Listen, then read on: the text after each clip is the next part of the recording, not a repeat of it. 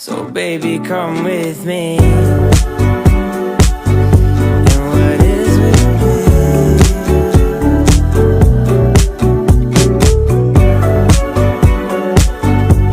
What is with me? Assalamualaikum warahmatullahi wabarakatuh. Kami dari kelompok 9, mata kuliah Ekonomi Manajerial.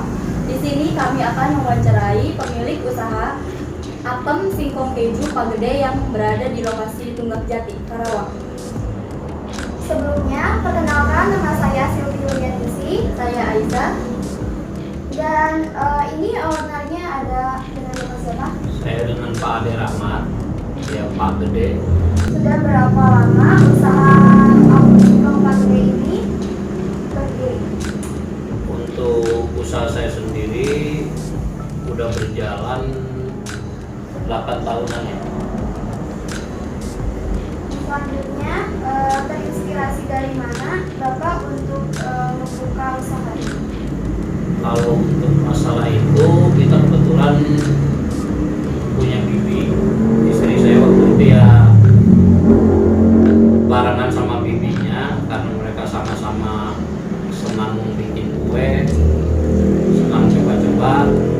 Waktu itu kebetulan ada resep Apem Singkong Keju dan kemudian dimodifikasi sama istri saya sampai ketemu formulanya untuk kue Apem Singkong Keju sendiri, dan alhamdulillah ketemu sampai sekarang, jadi berjalan terus sampai 8 tahunan ini.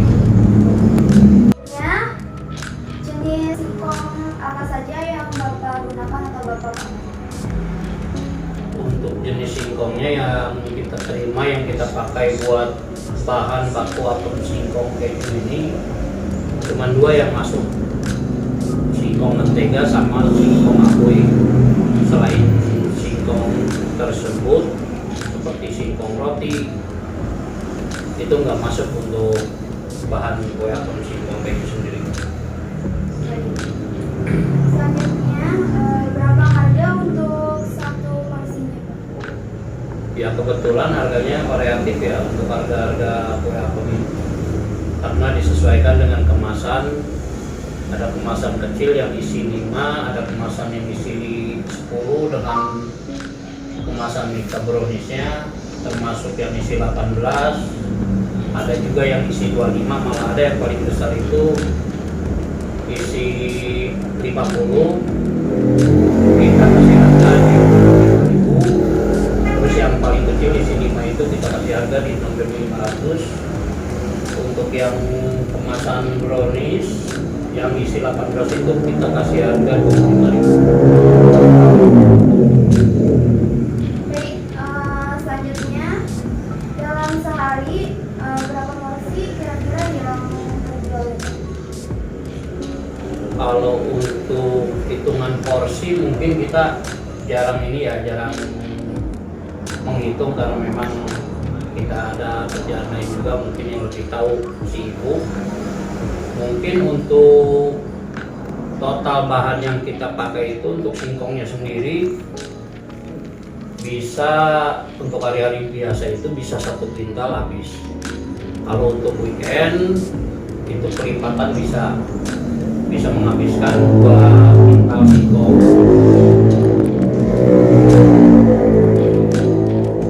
Selanjutnya, dari pukul berapa sampai pukul berapa toko atau toko ini? Kalau untuk toko sendiri kita buka dari jam 7 pagi sampai jam 9 malam. Kalau untuk produksi kita buka dari jam setengah 4 subuh sampai pagi jam 8.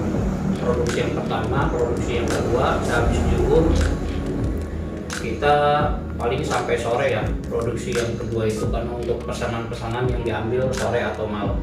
Seperti itu. Jadi ada pemesanan lewat online juga?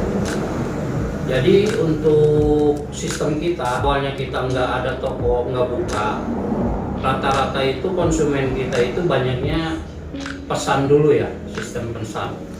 Jadi untuk masalah pemasarannya,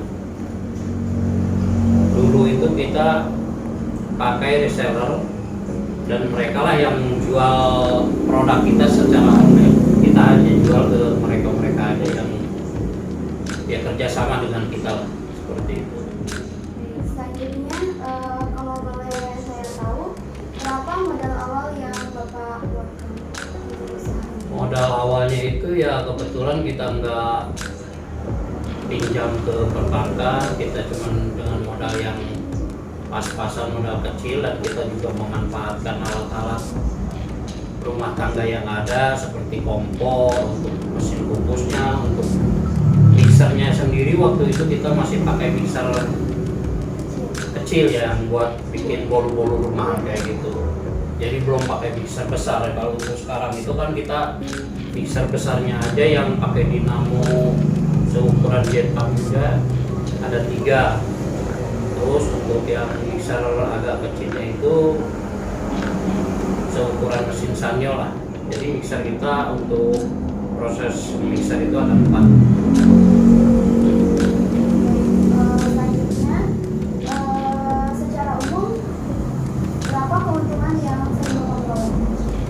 Ya kalau persentasenya sih keuntungan kita ya 30% lah dari modal keseluruhan itu. Seperti itu. Selanjutnya, apakah dalam situasi COVID kemarin Bapak ada kerugian atau malah yang tambah? Jadi kebetulan waktu seluruh Indonesia malah dunia kena COVID, ya efeknya itu untuk para pengusaha, terutama pengusaha kecil seperti kita, itu sangat benar-benar berpengaruh ya. Kita waktu itu karyawan ada 12 orang sebelum COVID. Ketika COVID kita hanya menyisakan karyawan 5 orang. Jadi ketika COVID melanda Indonesia, kita coba untuk bertahan dengan usaha kita, tetap eksis dengan usaha kita, disesuaikan dengan permintaan dari luar juga gitu. Apakah Bapak pernah mengalami kerugian? Kalau untuk kerugian sendiri kita memang belum pernah ya, karena untuk produk ini kita kan sistemnya juga untuk reseller yang ambil produk kita itu nggak pernah sistem ambil dulu, jadi cash and carry. Jadi mereka langsung bayar, karena Bapak sendiri kan dengan usaha kue basah seperti ini nggak mau nanggung resiko, karena kan bahan basi lah, kalau dibilang bahan basi nggak bakal tahan lama, karena kita nggak pakai bahan pengawet juga alami seperti itu. Kalau kerugian belum pernah, cuman untuk masalah penurunan produksi ya turun naik lah, yang namanya orang usaha, namanya jualan itu. Apa yang Bapak lakukan jika terjadi kenaikan pada harga bahan baku apel singkong ini? Ada beberapa kali kita ketika pemerintah menaikkan bahan baku seperti telur, gula, susu, itu kan kita mau tidak mau ya harus mengikuti. Pernah selama 8 tahun ini kita baru 3 kali naikin harga dari harga-harga telur yang sebelumnya berapa, dinaikkan pemerintah berapa, ya kita disesuaikan dengan kenaikan tersebut. Jadi supaya mengimbangi juga, karena kalau kita tetap stagnan di harga yang tidak mengikuti bahan baku yang melonjak naik, ya pastinya untuk para pengusaha nggak bakal bisa bertahan. Lalu ada berapa karyawan dalam usaha Bapak ini? Kalau sebelum COVID itu kita ada 12 orang karyawan, dan ketika COVID sampai sekarang ya kita terpaksa mengurangi dikarenakan permintaannya kan dan juga daya beli masyarakatnya agak menurun, tidak seperti awal-awal sebelum COVID. Jadi hanya bertahan di 6 orang aja sekarang untuk karyawan. Lalu bagaimana cara menawarkan usaha Akom Singkong ini? Kalau untuk menawarkan produk kita sebagai pengusaha kecil tidak lepas mempromosikan di status WA paling, karena kan langganan kita kontaknya itu banyak di situ. Jadi paling enggak kita tetap setiap hari itu menawarkan produk, walaupun mungkin ada sebagian yang bosen melihat status kita atau gimana, tapi kita harus tetap eksis untuk mempromokan produk kita ya demi kelancaran usaha kita sendiri. Apakah memakai GrabFood, ShopeeFood atau aplikasi lainnya? Kebetulan kalau Bapak sendiri nggak pernah pakai GrabFood atau Shopee kayak gitu ya. Paling dari konsumen sendiri, mereka yang punya aplikasi, dan kebetulan Bapak emang nggak punya aplikasinya, mereka lah yang selalu mengirimkan Grab ke kita. Jadi paling sistem pembayarannya via transfer, jadi mereka tinggal ambil produk ke toko. Lalu bagaimana cara Bapak untuk menarik konsumen? Untuk menarik konsumen sendiri ya kita kadang melalui relasi kita, teman-teman kita, ya tempat-tempat nongkrong kita lah, termasuk anak-anak juga untuk mempromokan ke teman-temannya, istri saya ke teman-temannya. Jadi paling enggak tetap pasti masuk. Apa yang Bapak lakukan agar para pelanggan selalu merasa puas? Untuk yang pertama yang saya lakukan itu demi pelanggan supaya tidak kecewa dan selalu puas dengan produk kita mengutamakan kualitas. Walaupun dengan harga bahan baku yang melonjak terus, kita tidak pernah mengurangi takaran atau mengurangi timbangan supaya lebih irit lah bahan bakunya, tapi kita tetap konsisten di takaran tersebut. Jadi banyak para pelanggan yang bicara juga, terima kasih Pak untuk mempertahankan kualitas rasanya. Jadi mereka banyak yang tidak kecewa dengan kualitas rasa kue kita. Lalu apa suka duka dalam menjalani usaha ini? Ya kalau suka dukanya apa ya? Kalau sukanya ya yang jelas kita kebantulah untuk masalah perekonomian rumah tangga kita dari hasil penjualan kue kita yang tetap eksis setiap hari, walaupun dia kadang fluktuasi lah. Kita tahu sendiri kan di kita itu kebanyakan kaum buruh yang awal-awal bulan kita terima duit gitu kan, tapi pertengahan udah agak kendor gitu kan. Jadi kadang kalau lagi rame-rame, lagi agak surut-surut seperti itu ya. Kalau untuk suka duka yang lainnya sih nggak ada nih. Terus apa yang Bapak harapkan atau keinginan Bapak setelah menjalani usaha ini dalam kurun waktu yang lama? Yang saya harapkan itu kue saya itu tetap bertahan, tetap bermanfaat, tetap disukai sama konsumen, disenangi sama konsumen. Malah keinginan saya itu, harapan saya itu bertambah lebih banyak, dan harapan saya yang lainnya juga ya mudah-mudahan untuk kedepannya saya bisa mengembangkan dan bisa buka cabang di tempat lain. Ya, sekian wawancara dari kelompok kami. Kurang lebihnya mohon dimaafkan. Assalamualaikum warahmatullahi wabarakatuh. Assalamualaikum warahmatullahi wabarakatuh. Salam sejahtera bagi kita semua. Salam Om Swastiastu, Namo Buddhaya, Salam Kebajikan. Perkenalkan, nama saya Sylvie Lianingsih. Dalam kesempatan presentasi kali ini, kelompok 9 akan membahas mengenai kunjungan industri UMKM Apem Singkong Keju Pak Gede. Kelompok 9 terdiri dari anggota kelompok 9 terdiri dari Aisyah dan Sylvie Lianingsih. Selanjutnya ada pengertian ekonomi manajerial menurut Hirschey. Ekonomi manajerial merupakan penerapan ilmu ekonomi sebagai cara untuk mengambil keputusan administrasi dan manajemen. Selanjutnya ada hasil observasi. Dalam kunjungan industri ini, kelompok kami melakukan kunjungan industri pada usaha UMKM Kue Apem Singkong Keju Pak Gede yang berada di Jalan Proklamasi kilometer 4, Tunggak Jati, Karawang Barat, Karawang. Usaha Apem Singkong Keju Pak Gede ini merupakan usaha kuliner yang berdiri sejak tahun 2015. Pemilik usaha ini bernama Pak Ade Rahmat.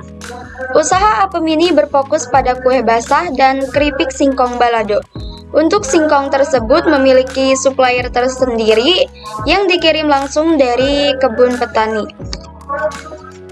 Selanjutnya ada daftar harga singkong apem keju Pak Gede. Yang pertama ada isi 5 dengan harga 6.500, kemudian ada isi 10 dengan harga 15.000 dengan Mika brownies-nya, kemudian dengan Mika brownies tersebut ada yang isi 18 dengan harga 25.000, selanjutnya ada yang isi 25 dengan harga 33.000 dan dengan isi 50 dengan harga 60 ribuan. Selanjutnya, penerapan ekonomi manajerial dalam usaha apem singkong keju Pak Gede ini dapat dilihat dari usaha menjalankan kegiatan dalam melayani konsumen. Tentu usaha apem singkong keju Pak Gede harus menghitung seberapa banyak pengeluaran dan pemasukan penghasilan yang didapat setiap harinya. Usaha tersebut harus mempunyai bahan baku utama maupun pendukung yang berkualitas untuk memuaskan konsumen dan terjadinya pembelian berulang. Dalam observasi yang telah kita lakukan, bahan baku apem singkong keju Pak Gede ini, singkongnya merupakan bahan baku yang berkualitas dan fresh, yang diambil langsung dari kebun dan tidak mengambil dari pasar. Karena dikhawatirkan singkong yang ada di pasar tersebut sudah bermalam beberapa hari, sehingga membuat kualitas singkong kurang bagus untuk kue apem ini. Jenis singkong yang digunakan yaitu singkong apui dan singkong mentega. Jika singkong yang diambil tidak fresh, maka akan berpengaruh pada rasa dan warna apem singkong keju tersebut. Karena warna apem tersebut tidak menggunakan bahan pewarna. Warna tersebut dihasilkan secara alami dari bahan yang digunakan, serta kue basah ini tidak memakai bahan pengawet. Untuk kue apem ini hanya bertahan sampai 3 hari di ruangan terbuka dan bisa sampai seminggu jika disimpan di dalam kulkas. Usaha apem singkong keju Pak Gede juga sudah menetapkan sistem ekonomi manajerial dalam salah satu fungsi, yaitu fungsi keuangan dengan melakukan pencatatan pembukuan setiap harinya dengan manual menggunakan buku. Keuntungan yang diperoleh dari penjualan apem singkong keju ini mencapai 30% dari modal keseluruhan. Pembayaran yang digunakan pada usaha apem singkong keju ini selain cash bisa juga melalui transfer. Dan untuk pemesanan apem tersebut menggunakan sistem PO atau bisa langsung datang ke tempat. Pemasaran yang dilakukan dalam usaha Pak Gede tersebut melalui status WhatsApp. Selain itu, Pak Gede juga mempunyai reseller dalam usahanya, sehingga setiap harinya menghabiskan 100-200 kg singkong. Dalam masa pandemi, usaha apem singkong keju Pak Gede ini tidak mengalami kerugian pada penjualannya, bahkan tidak mengurangi bahan baku apem singkong keju tersebut, sehingga produknya tetap berkualitas dan rasanya tetap sama.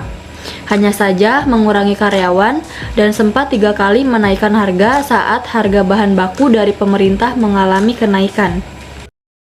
Sekian video presentasi dari kami. Assalamualaikum warahmatullahi wabarakatuh.